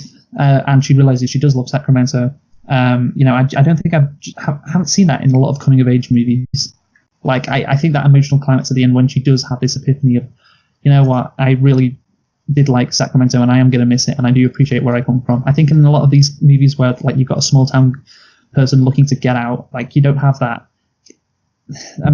ending in which they do really appreciate where they've come from and the home. And again, that just adds to the relatability of it. So yeah, I think obviously this movie, it's my favorite movie we've reviewed so far, and I am going to give it a 9.5 out of 10. Oh wow! Which is a big score. Yeah, I know. Yeah, I just think it's really, really good. And maybe even mention the Sacramento Kings in the Catholic Church, who would have got a 10. That's I don't know. No, probably not. So now we move on to kind of probably have to briefly cover this, which is the Phantom Thread. And I would just say, here's the thing: I actually really did enjoy the Phantom Thread. Oh wow! So I'll just get my notes. I'll say, yeah, I didn't write too much, but I'll say basically the main things I liked. Regarding the plot, I'll say the one bad thing about the plot, which is that at the beginning of watching it, I thought it took a while for me to kind of suss out what the plot was about. In terms of like, because I do like to kind of have, and I think this is something that films should do, which is kind of give you an idea, at least in some sense, of, well, it's one of the, give you an idea of where the plot's going, or kind of give you something to keep you interested. And for the beginning of the film, this didn't do that. However, in hindsight, it doesn't really matter, because obviously the film kind of gets going. You discover it's about this case study of this character who is called Reynolds. Reynolds. Yeah. Reynolds Woodcock. Hilarious name. Reynolds Woodcock, and this woman called Alba, And the plot is simple, isn't it, Luke? I tell you what, do you want to talk about the plot, or have you got the plot up? I haven't got the plot up, but basically, we can summarize it. Yeah, it's about this guy played by Daniel Day-Lewis called Reynolds, who is he makes dresses for rich white ladies in London in the 1950s, and he falls in love, I guess. Maybe that's the right way to describe it, with this girl called Alma, and Alma is a lot of stuff happens, which we'll get into, but yeah, eventually he marries her, and she responds by making him ill, and then him being happy about it, and that's how it ends. Yeah. So basically, do you have much specific to say about the plot? Well, I have possibly one thing specific to say about the plot. For me, this movie, it's a movie about a strange, weird man at this weird time with a lot of strange, weird people, and it's not like these kind of movies. They're often like whimsical, but this isn't whimsical. It's just like depressing, and then it gets really depressing. Like Alma, she thinks she can like fix Daniel Day-Lewis, thinks he can like stop making him so weird, but it is his prerogative. He can, like, as he points out, he can, if he is, I think he might have like OCD, or he may have some sort of personality disorder like Asperger's. I don't know. That's another thing. But like, he lives like this and he's successful like it. So I mean, I don't know why she'd want to quote unquote fix him, but whatever. I really did not get along with this movie. I can appreciate a lot of aspects about it, like the acting. Daniel Day-Lewis is incredible, and the costumes were great, and it was a beautiful movie. But I just couldn't get what this movie. Obviously, it's about, like you say, it's a character study of a guy who is just obsessed with his work and doesn't know how to separate his art from his real life. But I didn't really know where this movie was going, basically, Michael. So tell me I'm wrong. All right, yeah. Well, I mean, so the plot, it starts off with this guy seeming kind of fidgety. Well, first of all, he just seems very strange. It's like basically this development of his character. He seems, first of all, very strange with like the way he talks, and then you kind of realize he seems kind of irritable and fidgety, and then that translates into him seeming, not very sympathetic at all. Mm-hmm. And then I think obviously there's this twist of the woman is I guess I can't think what the word, like, it's like a mother complex in a way. She like wants to take care of him. I think that is the only thing that explains why he's okay with being made ill and getting looked after. Yeah, and that's the thing. Like, obviously you've got this fact that he was very much attached to his mother and very much attached to his sister. The plot itself is very kind of driven by the characters, and I think that's the kind of main thing with the film, like, and that's kind of why the film in my opinion felt very kind of slow, is because the plot only really exists insofar as you understand the characters and are very invested in the characters. And I'm gonna have to talk about the acting a bit, because we didn't talk about the acting. Daniel Day-Lewis, obviously, like you said, is just incredible. The thing that I particularly really liked is the way that there were so many kind of subtleties to the way he was acting that were very kind of childish. There was a bit where he sort of his sister reprimanded him kind of quite subtly, but he sort of like bunched up in this way that was so reminiscent of the way a child would act. And I think he's got, it seemed like it was kind of written as a person who is brilliant, but at the same time has sort of this lacks emotional maturity, which I thought was kind of interesting, because I don't know that I've seen anything like that in terms of, the standard thing. And I'm going to set up a comparison to a film that I'm probably going to talk about at the end, but which shouldn't be very long because I don't think we have that much to say about this film. But the standard thing is a character who is, brilliant but psychopathic. I think that's quite a common thing you get. This character who's like a sociopath. But in this case, it's not necessarily he's a sociopath. It's just that he's really sort of immature and spoiled. I think that's kind of the thing you get with the impression I got of this character, was that he was just spoiled, and then you sort of have this weird question of, why would this woman stay with him? And then obviously at the end you sort of work out that they're both just pretty mental. Yeah, she's a psychopath. That becomes clear. She likes poisoning him, and then he's okay with it. But I had an issue with like the plot. I really did like the film for the first, I want to say, like 40 minutes, and then once Alma gets back to his house, it kind of just, I don't know where it goes from there. Yeah, it is a weird film in that it's. Well, I tried to explain the plot just then, and I was like, I don't know what to say really about the middle part. Like, what happens? I don't know. It's like it's definitely a weird film. I mean, the thing is, the plot. It's there are some things that happen are just like completely isolated set pieces. Like, for example, when they go to New York, not New York, the New Year's Eve party. And again, it kind of just happens and then goes. And there are a few moments where it's like, the plot does sort of just come out of, go off on this little meandering bend, and then it kind of doesn't really end anywhere. And yeah, I do think the plot in general was elusive, we'll say. And that's a good word for it. Yes. What happens in the middle of the movie, Michael? What happens? Yeah. Okay. So, all right. So there's this whole thing with the wedding. There's a woman called Barbara who's getting married. I think her name is Barbara Rose, and they need to get a wedding dress for her. And then she's drunk in the wedding dress, and they don't approve of that. So then Daniel Day-Lewis says "fuck," and it's so powerful. And also, there's a bit where she wants to have a nice meal just between her and Daniel Day-Lewis, and she has the nice meal, but she puts butter in it. So I think it answers that, Luke. I'd say, in some ways this film is kind of a bit like Call Me By Your Name in the lack of plot department. Although, I think that's the thing. Like, if there's no sort of story. There's no story. There's like, it's acted really well, and you can examine this character, but there isn't anything that is happening alongside it. Like, there's no narrative thrust in any particular direction. The things that do happen in the movie are just like, it feels like, we have to let's just have this happen because, I mean, I'm sure they put in more thought to it than that, but it's like, okay, let's just have this happen because this will be an interesting scene, or rather than anything to do with like an overarching story. I mean, I don't really understand why you would really like this film, to be honest, because I certainly didn't.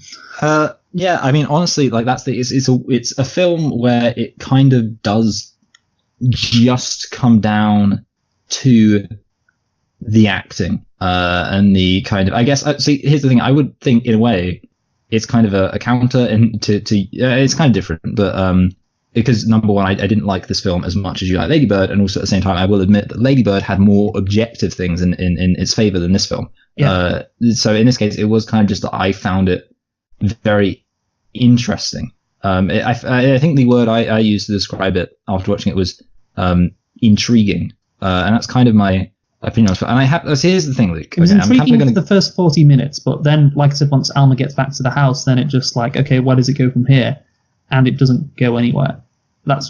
You see my problem with it. Yeah, well, see, here's the thing, Luke, and this is, I'm going to go back and say something about Lady Bird, which I didn't actually say, but when I was watching Lady Bird, I actually found myself kind of being, and you're not going to like this, kind of being slightly bored and not really feeling that compelled to watch the rest of the film. And it was slightly improved the second time I watched it, which is why I think maybe it's definitely worth going back the third time. But I sort of, and I'm not saying that I found it, massively boring, but I'm saying like it wasn't as if the film was not the film equivalent to a page turner for me. Whereas in this film, I did want to see where it was going, just because and again, it's hard. Obviously, you cannot talk about anything it's all about talking about the character. No one's saying, I wanted to see if they like the dress and if the dress is really good. But there is this element of, I want to see what's going to happen with this bizarre character dynamic. And that's pretty much it. I mean, like I say, I maybe I shouldn't have used the word love because that might have... Did you use that word? I don't know if I did use that word. If I did use that word, I should have. Okay, yeah. So, yeah, I like to... I mean, here's the thing. So, it was... I would probably put it in a decent spot, but... I did like it, and that I mean it was based on what the film had to offer, which was an interesting character dynamic and obviously really good acting. And I think the plot sort of just was a bit day in the lifey. It feels like something has to happen. Like it just feels like there's a big piece in this movie just missing. When it's like, okay, this. like they get back to the house, and I've said this 3 times now, but like nothing happens. It's like there should be something there. It's like if you just wrote a movie and like without the meat in the middle. That's what it feels like. I mean, yes, but having said that, I don't know. I mean, for me personally, like, all I can say is that the lack of things happening didn't bother me as much as it bothered you. I guess that almost goes without saying. Yeah. And obviously, you know, I can see how. I guess here's the thing: I could see somebody kind of feeling retroactively a bit cheated by this film, by kind of just thinking like, hold on a minute, nothing happened. But for me personally, and that's the thing, like looking back on it, it's definitely kind of a weird film, and it's like, yeah, there's not much to be said happened. But having said that, if I think back on how I felt during the film, I do remember feeling very, you know, like this is quite compelling to watch in the sense that you've got this, you know, strange character in both cases, and even in the case of Cyril, who's also really well acted. Just want to throw it out there. Yeah, she is. Yeah. And yeah, I mean, obviously. Yeah, there is a plot missing in the middle, but I guess. I mean, I'd say, by the way, because you said like Lady Bird, you were struggling to watch Lady Bird, and Lady Bird doesn't really have like a thing that is happening like right in the middle. Yes, and it's more like I said, her navigating her way through life. But like I said, when she's on a journey, I think in Lady Bird, and this is why I just didn't feel like I don't know near where you felt you just wanted to stop watching it. At no point did I feel like I wanted to do that at all. And I guess it's because like when she's navigating life, like she keeps meeting characters and, you know, going through stuff, and it is a journey. And this here with Phantom Thread, this guy doesn't like go on a journey or anything. It's just like, this is his character. He's weird. It's intriguing. And then like once, like I said, it's Alma. Once they know each other, and once you understand his character and understand Alma, then there's nothing that really happens after that. So that's the difference between the two movies, I'd say.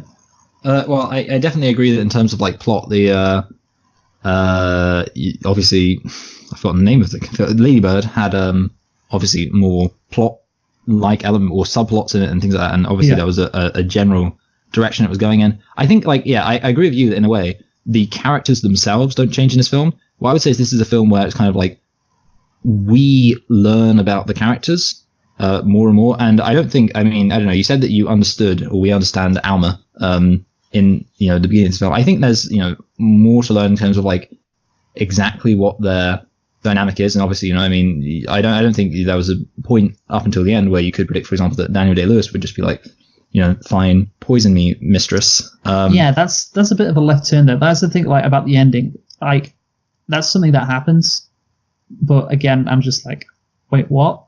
Like, I'm not really sure why. I mean, he's got mummy issues. Obviously, it can be explained why he's okay with it. But again, I'm not really sure. Like, it just seems like, I say, random, like a left turn. Like, okay, well, this is happening now. I guess I don't really. I didn't see the build up to it that he'd be okay with something like this happening. Yeah, well, I suppose obviously it's based. Yeah, I guess it's his child complex. I mean, I know we've already used that, but you know, there does seem to be, and that's kind of coming to a head with his. You know, I want to be taken care of. I guess that's it. That's my theory. Do you agree with me that it just kind of feels like it comes from nowhere? Yeah, sort of. I mean, that's the thing. I would say it's one of those things where I think you can understand in hindsight what the basis for his character doing that is, but I could also see somebody saying, or, you know, I think it would be true to say that there is no reason to think that would be necessarily what he'd do. And, you know, it wasn't, it was a bit, right at the end, I don't think there was any way of knowing where the film would go. Where, you know, she basically just admits that she's poisoning him because she wants to control him and things like that. And why does she initially like him as well? I think it's because he negs her. Negs. You know, he's all like, oh, you're a perfect model because I can give you boobs. That was when he goes back to the house. Like before then, she like smiles at him and she like accepts, and it's like she's very into him, like, right away. Yeah. Well, he's a handsome man, Luke. He's like built up her age. Yeah, I know. Yeah, that's crazy. I mean, yeah. I think you know what? Actually, they probably could have flesh that out. Done more stuff at the beginning. I was going to say, and maybe even it's hard to imagine. I think they possibly could have afforded to cut just a scene or two from the latter part of the film. But in a way, obviously, it seems like she's not a great person, so that's why she's maybe a bit shallow, but or just fine with it. Of course, it's the case. I don't know. Does she know that he's famous at that point? I think she very well could. But well, maybe she does. I don't know. You know what? Actually, I'd have to. Yeah, I have to double check. I mean, because for my part, obviously, I will rewatch this film. My confession is, and this is worth bearing in mind.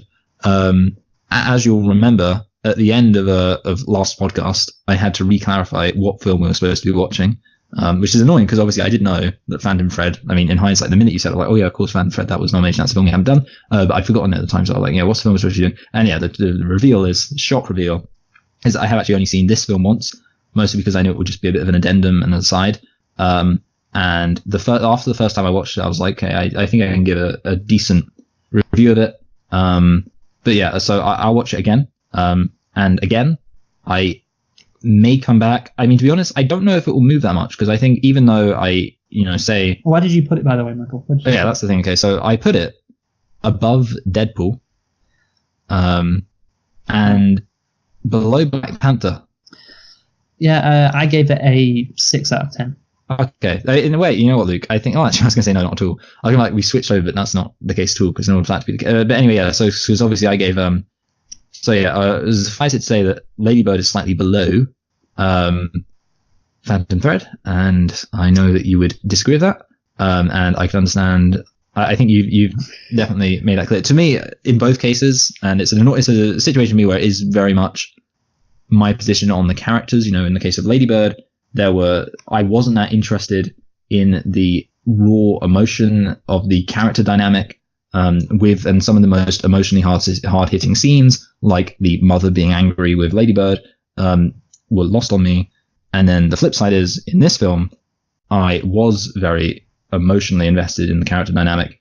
And yeah, it will be interesting to see. I think I could see myself definitely at least closing. It's not a big gap, but closing the gap between the two films, and if not, they may very well switch around. But yeah, that is my opinion as it stands. However, it doesn't relate too much to the essential question, which is which film we think should have won Best Picture. Because, well, actually, it relates on your end very much. So. Well, yeah, that's what we're gonna do now. Like, just quickly, like 5 minutes, I think. Just basically, obviously, there was 9 movies that were nominated for Best Picture last year. We watched all of them.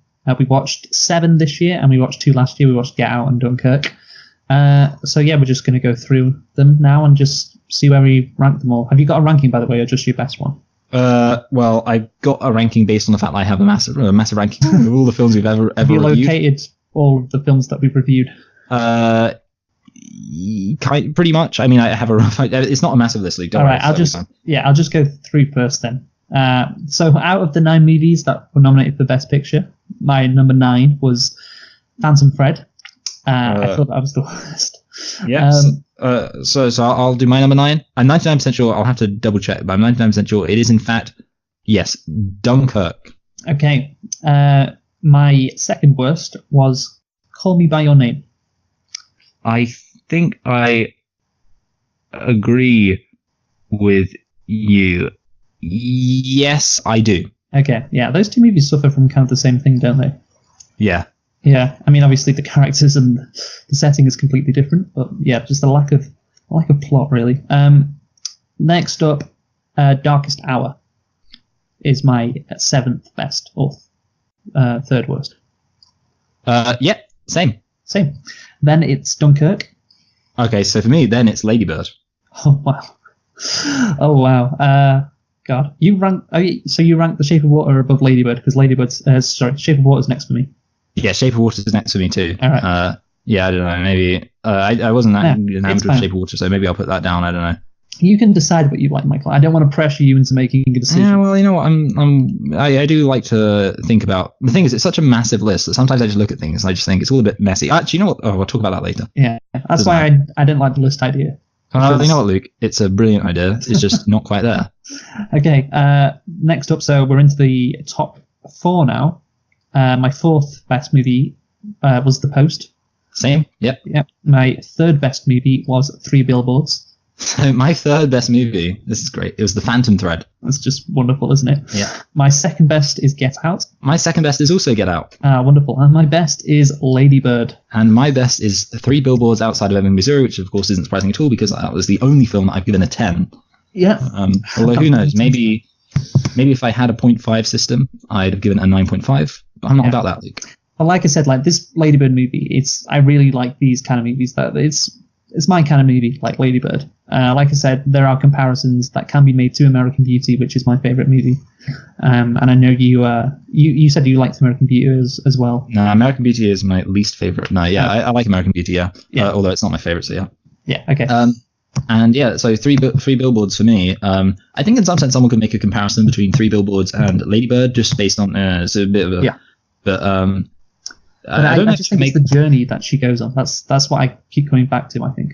Yeah, see, for me, I think the main thing about 3 Billboards Outside of Ebbing, Missouri, and this relates to my favorite film, which is A Serious Man, is that 3 Billboards Outside of Ebbing, Missouri, I view to be about a grand theme, which is the theme of kind of revenge and the desire for justice and things like that. And of course, A Serious Man, the main theme of A Serious Man is about suffering and, whether or not suffering can be justified and things like that. So basically, I think that's probably, I mean, that's not consistent throughout all of my rankings, but I would say generally speaking, that is the main thing in my top favorite films of all time, is that there is a grand theme, a big question. Of course, in your case, it's more, and obviously there are some character studies I like. Actually, you know what, Luke? There's one thing I wanted to mention, and I was going to mention it, I forgot about it. So obviously, Phantom Thread, this is going back to Phantom Thread, was directed by, do you know who it was directed by, Luke? I've mentioned him before.